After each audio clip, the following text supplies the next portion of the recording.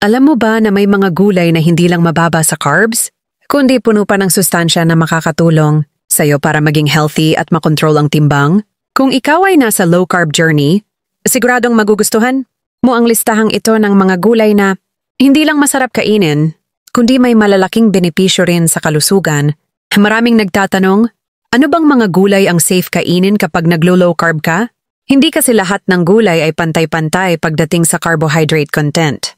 Kaya sa video na ito, tatalakayin natin ang mga 9 best low-carb vegetables na pwede mong idagdag sa iyong meal plan. Isa-isa nating hihimayin ang kanilang mga nutrients, health benefits, at kung paano sila makakatulong sa iyong low-carb lifestyle. Number 1, eggplant talong.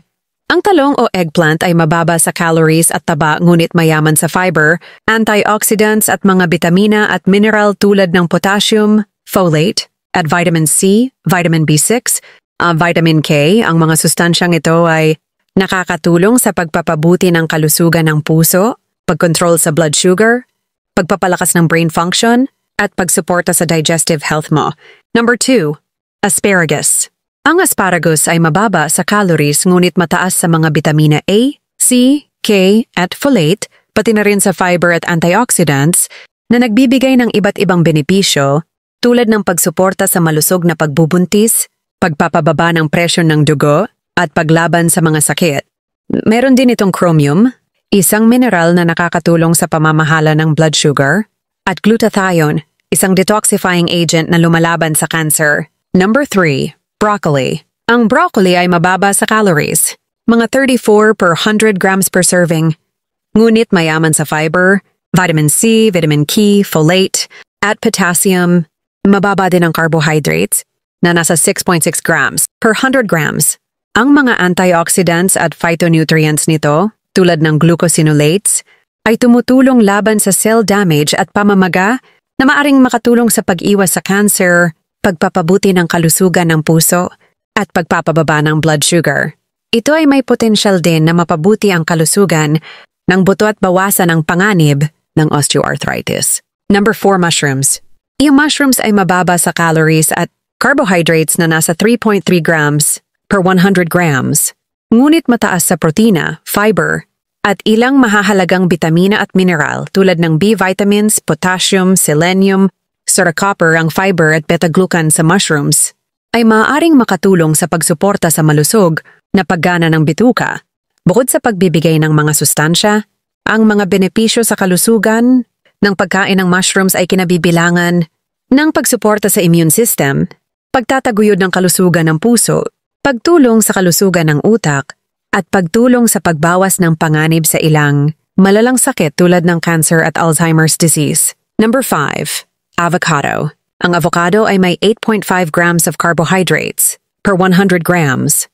Ang avocado ay mataas sa healthy fats, monounsaturated fats, fiber, potassium, folate, vitamin B, C, E, at vitamin K na nagpapalakas sa puso, tumutulong sa pagkontrol ng blood sugar at presyon ng dugo, at sumusuporta sa kalusugan ng mata at buto.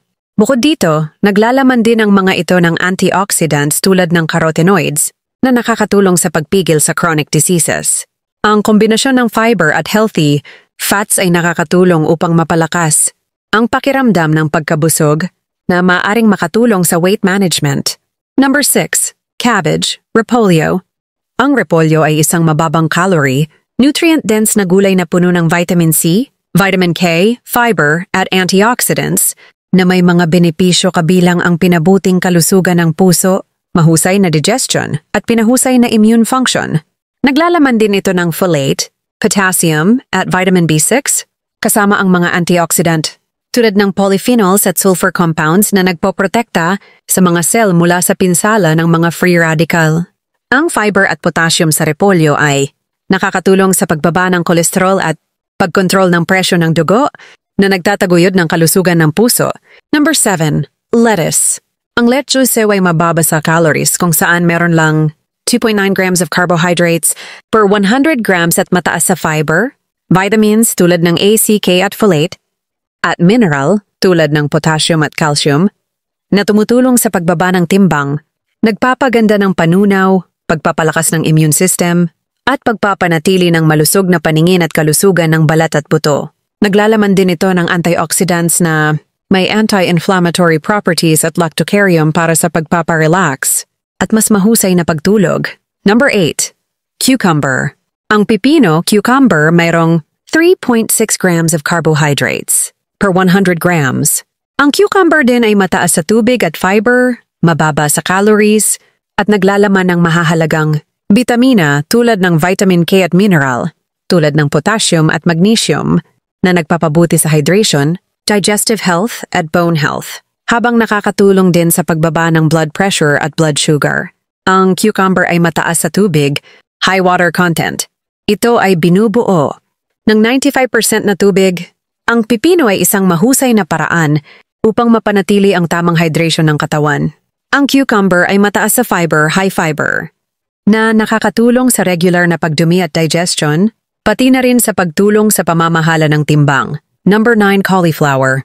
Ang cauliflower ay may 5 grams of carbohydrates per 100 grams of serving, mababa sa calories pero mayaman sa fiber, antioxidants, at iba't ibang bitamina tulad ng C, K, at folate, at minerals. Nakakatulong ito sa pagbaba ng timbang dahil sa mataas na fiber at tubig. Nagbibigay din ito ng proteksyon laban sa cancer dahil sa mga compounds tulad ng sulforaphane.